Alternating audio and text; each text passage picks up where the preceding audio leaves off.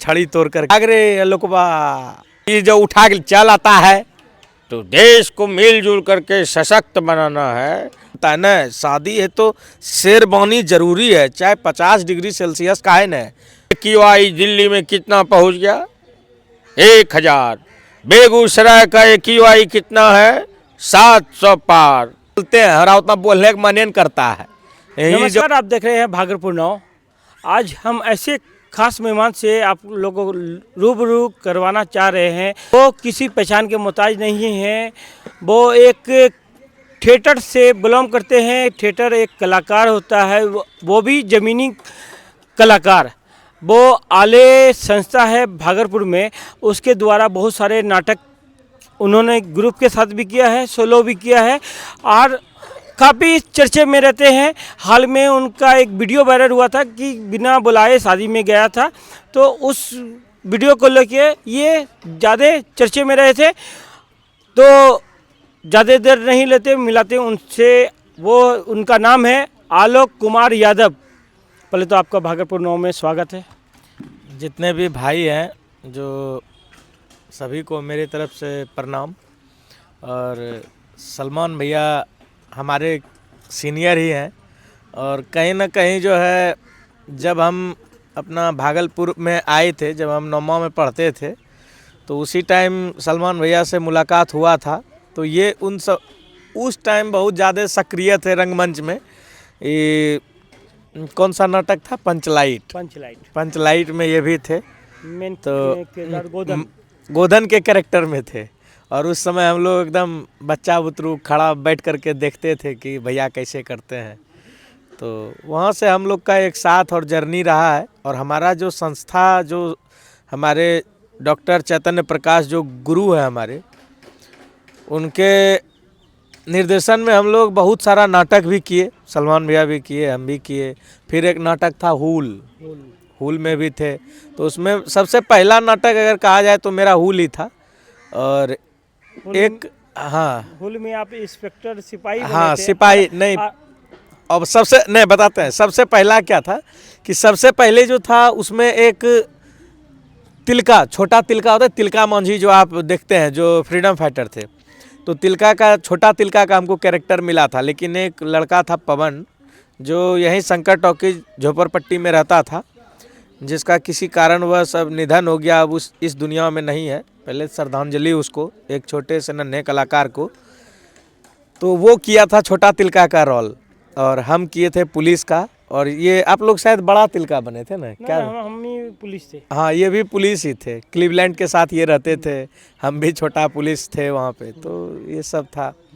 एक अच्छा जर्नी और शुरुआत रहा है रंगमंच से, और अभी तक भी चल ही रहा है रंगमंच। अभी जो है पिछले 2 साल पहले जो है हमको सांस्कृतिक मंत्रालय भारत सरकार द्वारा जो है स्कॉलरशिप भी दिया गया था। तो यही चल रहा है निरंतर जर्नी। अच्छा, आपका जर्नी में आपके माता का, आपके पिता का, आपके फैमिली का कैसा सपोर्ट रहा? देखिए, पहले सपोर्ट किसी का नहीं रहता है, सपोर्ट छीनना पड़ता है। या तो सपोर्ट बिलीव करवा लीजिए, नहीं तो छीन लीजिए। तो मेरे मुँह था न, विश्वास करता नहीं था कोई। मेरे पिताजी भी विश्वास नहीं। आप तो देखे ही है सारी बात। जब यहाँ पे पप्पा रहते थे, यहीं खरमनचक में हम लोग रहते थे, तो यहीं पे रहते थे, तो हम पानी भरने आते थे। और हम लोग पैक चेतन भैया लोग यहाँ पे नाटक, अपना जो भी ग्रुप का बात होता था, सारा चीज़ हो रहा है। और मेरे पिताजी आते थे उधर से एगो छड़ी तोड़ करके, ए अलोकबा कहाँ से? गुरुजी। भाग रे अलोकबा, बाबू अलो बाबू। वही गुरुजी जो बूढ़े वाले थे। ओ गुरुजी का पूरा नाम बता दे तो? राम लखन सिंह गुरुजी थे। वो कला केंद्र के प्राचार्य थे। कम से कम 70-80 साल जो उनकी उम्र थी, उस वर्ष तक भी वो अपना लंबा समय तक इस जगह में अपना योगदान देते रहे। और बहुत ही कम पैसे में 2000 में पूरा ज़िंदगी दे दिया अपना। आप समझ लीजिए, कोई है वैसा आजकल? मिलेगा वैसा कोई गांधी आदमी?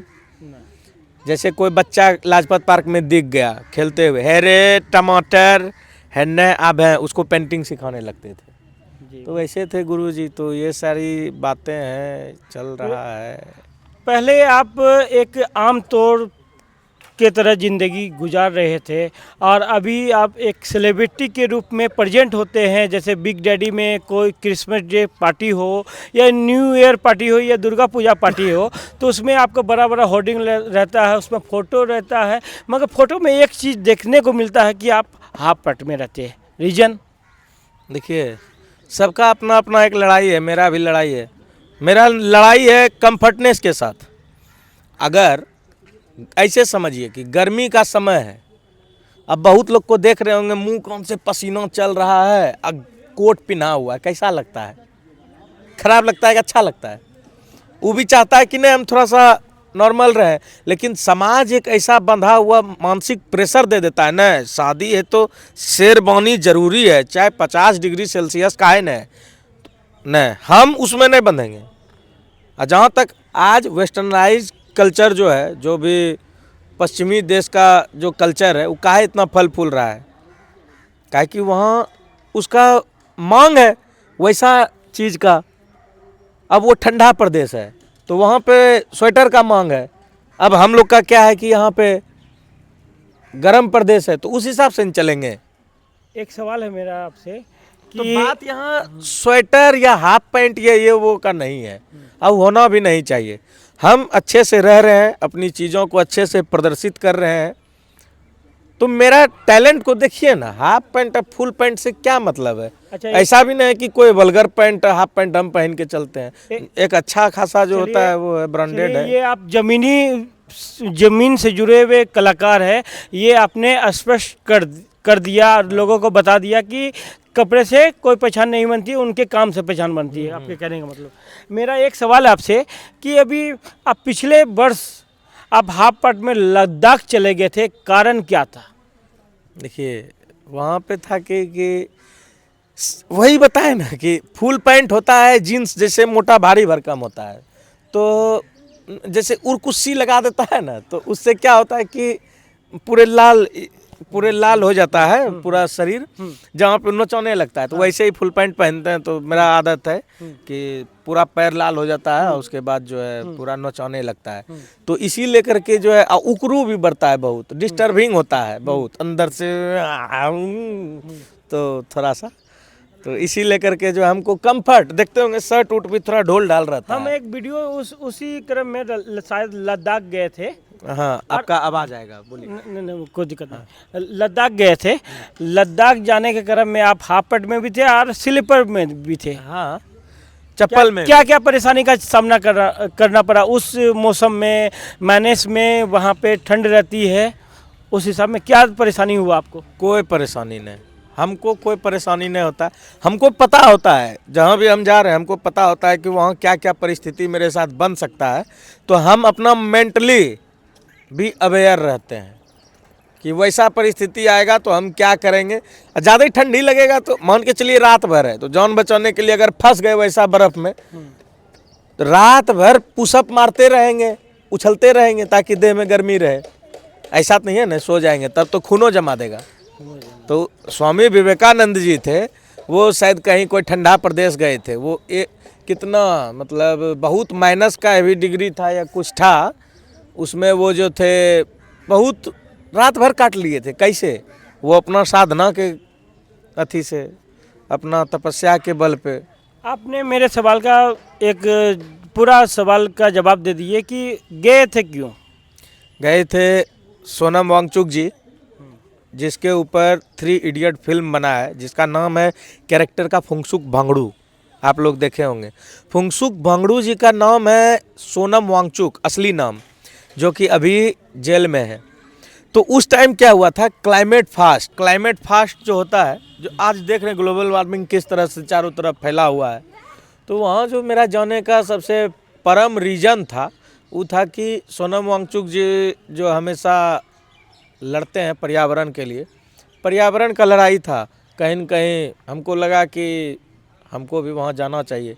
एक देश का एक नौजवान युवा होने के नाते हम वहाँ पे गए, तो वहाँ पे गए तो कहीं न कहीं उनको भी थोड़ा सा लगा ना कि देश से विदेश से भी लोग आ रहे थे, देश से भी लोग वहाँ पहुँच रहे हैं, अलग अलग प्रांत से भी वहाँ पे। जैसे आपके एक्टर हैं प्रकाश राज थे, वो पहुँचे थे, और भी बहुत बड़ा बड़ा हस्ती लोग पहुँच रहे थे, लेकिन उतना बहुत नाम नहीं पता है। बहुत कॉरपोरेट लोग थे जो कि खुद विरोध करता है इस चीज़ का, लेकिन नहीं, पर्यावरण को लेकर के सपोर्ट में गए थे वो लोग। आप एक स्टूडेंट होके अपने खर्च से गए वहाँ, हाँ, अपना खर्च था, कोई दिया नहीं था उसमें। वो कैसे मेंटेन किए रहना? नहीं, उसमें ट्रेवल उधर करना। से आने में फ्लाइट से जो आए, उधर से, चूंकि मेरे पास पैसा नहीं था, तो मेरा एक दोस्त था कृष्णा, जी राजवीर नाम है उसका, नवयुग में पढ़ता था मेरे साथ, जी। तो वो हमको 2900 टका दिया था, वो फ्लाइट का खर्चा। 29 रुपया। हाँ, वो दिया था। अब फिर वहाँ रहने उन्हें हाँ, वहाँ धरना स्थल था, वहाँ तो पहला दिन तो गए तो पूरा थके हुए थे, तो वो लोग इतने अच्छे हैं कि मतलब जो वहाँ का सबसे अच्छा होटल था वहाँ हमको रुकवाए। अच्छा, ये आप तो होटल के बारे में अभी बाद में बात करेंगे, पूछेंगे, तो पहले आप अपना जर्नी बताइए, यहाँ से कैसे गए? देखिए, कहाँ, वहाँ लद्दाख ट्रेन से गए, ट्रेन से टिकट उकट था नहीं, तो किसी तरह चलते गए। एगो भैया मिल गए, बोले मेरा एगो आदमी नहीं आया है, तो तुम बैठ जाओ मेरे सीट पे, तो उसी के फैमिली के साथ ही गए। तो वहाँ से फिर बस पकड़े, बस से फिर जो है पहुँचे आपका। बस के लिए आपके पास पैसा था? हाँ, वो सब पैसा था, 4400 का था, जिसमें कि 1600 रुपया लगा सब इधर उधर जाने में हमको। अच्छा सोनमार्ग से ढेरी सारा बस खुलता है, ट्रक, अच्छा सब्जी वाला, तो उसी से गए थे, तो मज़ा आया। मजा वो लिया, कम में लेता है, ऐसे 3500 का भाड़ा है, जी। वो लिया था हमसे 750 या ऐसे कुछ, तो अच्छा होता है। मतलब आपके लिए बेस्ट सफर रहा? नहीं, बहुत यादगार सफर रहा एकदम। वहाँ से चांद भी थोड़ा बड़ा दिखता है, काहे कि हाइट पे है ना, एल्टीट्यूड है, हाई एल्टीट्यूड है, तो वहाँ से नज़दीक चांद दिखता है। तो वहाँ की डिग्री क्या थी उस समय? वहाँ नॉर्मल था, जैसे कि 7-8 नॉर्मल, यही 7-8 डिग्री होगा। लोगों का कहना था कि आपको आने के बाद आपके पैर में छाले हो गए थे, फोके हो गए थे। हो, देखिए, जब आप कोई भी नॉर्मल टेम्परेचर से उठ के डायरेक्ट एबनॉर्मल टेम्परेचर पे जाइएगा, तो वहाँ होना वो होता ही है। जैसे कोई एक आदमी है जिसको आप ले आइए, कौन सा जगह है, अफ्रीका, सबसे ज़्यादा गर्मी पड़ता है, वहाँ से उसको अगर ले करके सीधे चले जाइए आप लद्दाख, तो उसको पूरा ज़्यादा ठंडा लगेगा। और लद्दाख का आदमी को लेके चल जाइए अफ्रीका, वो पागले हो जाएगा, छीटे कर जाएगा, अरे बाग कहाँ भट्टी है, झोंक दिया हमको। तो यही सब है। चलिए, ये तो लद्दाख की कहानी थी। अब काफ़ी चर्चे में रहते हैं अपने भागलपुर शहर में, यूनिवर्सिटी पर आप ज़्यादा चर्चित रहते हैं। अभी हाल में आपका एक देखे थे, यूनिवर्सिटी में आप राजपाल के सामने विरोध जताया, विरोध नहीं, वो पर्ची कुछ डाला था, आपको अरेस्ट किया गया था, उसके बारे में कुछ बताएं। देखिए, सबसे पहले तो आप बताएं कि यूनिवर्सिटी को लेकर के काफ़ी सक्रिय रहते हैं। ऐसा इसलिए है कि देखिए, स्कूल, कॉलेज, विश्वविद्यालय, इसी से ना देश का भविष्य तय होता है। लोग वहाँ पढ़ने जाते हैं, सीखने जाते हैं। जब वही ने, आप हमको पैसा मत दीजिए, हम सरकार को भी कहते हैं कि आप पैसा हमको नहीं दीजिए, लेकिन हमको ज्ञान दे दीजिए, तो हम वैसा पैसा लाखों कमा लेंगे, करोड़ों कमा लेंगे। तो जब हमारा संस्थान ही सही नहीं रहेगा, उसके लिए हम नहीं लड़ेंगे, तो किसके लिए लड़ेंगे? आज हमारा बिहार में क्या है कि जितना भी यूनिवर्सिटी है, मूलभूत आवश्यकता आप समझते होंगे, मूलभूत जो होता है पानी, बाथरूम, उन सब चीज़ के लिए जब छात्र लड़ रहा हो, तो समझ सकते हैं कि शिक्षा के लिए क्या हाल होता होगा यूनिवर्सिटी में। कौन लड़ेगा? सब तो पॉलिटिक्स करता है, कुछ संगठन से जुड़ गया, कुछ अपना काम निकलवा लिया, छात्र नेता टाइप का अपना काम निकलवा लिया। कोई उस पार्टी से है तो फल्ला आदमी मेरा है, अच्छा हम अपना निकलवा लेते हैं, अपना जो है मेरा पैन कार्ड फंस गया है या कुछ फंस गया है मेरा कागज, तो अपना, हाँ, कोई दोस्त है उसका निकलवा दिए, तुम्हारा उससे नहीं बनता है, नहीं निकलवाए। तो ये हो गया है छात्र राजनीति, ये नहीं होना चाहिए। अच्छा, एक अटल बिहारी वाजपेयी थे, लालू प्रसाद यादव थे, इन लोगों की छात्र जीवन की जब राजनीति आप पढ़िएगा तो आपको पता चलेगा, ये लोग वैचारिक मतभेद होते हुए भी ये लोग साथ में रहते थे, देश के हित के लिए सोचते थे। मनभेद नहीं होना चाहिए। अभी देखिएगा कि आरजेडी और एबीवीपी जो है विश्वविद्यालय में लड़ाई कर लिया, तो अब आपसी रूप से हिंसक नहीं होना चाहिए कहीं भी, चाहे कोई भी पार्टी हो, उसको नहीं होना चाहिए। एक लालू यादव का जहाँ तक आप सवाल छेड़े हैं, जो पूर्व में कई बार मुख्यमंत्री रह चुके हैं बिहार के, तो उनकी मिमिक्री आप अच्छा करते हैं। एक उनके डायलॉग में कुछ संदेश दें लोगों को, स्टूडेंट को, कि अपना काम कैसे करें, अपने पढ़ाई पे कैसे ध्यान दें, अपना एम पे फोकस कैसे करें। ठीक है, तो जी all people listen carefully my speech and मच्छर कितना खूब मच्छर, listen carefully this time present time all people त्राहिमाम त्राहिमाम, चारों तरफ जो है हर जगह जो है AQI दिल्ली में कितना पहुंच गया 1000, बेगूसराय का AQI कितना है 700 पार। अरे तो देश को मिलजुल करके सशक्त बनाना है। ठीक है, हम अस्वस्थ हैं, नहीं बोल सकते हैं।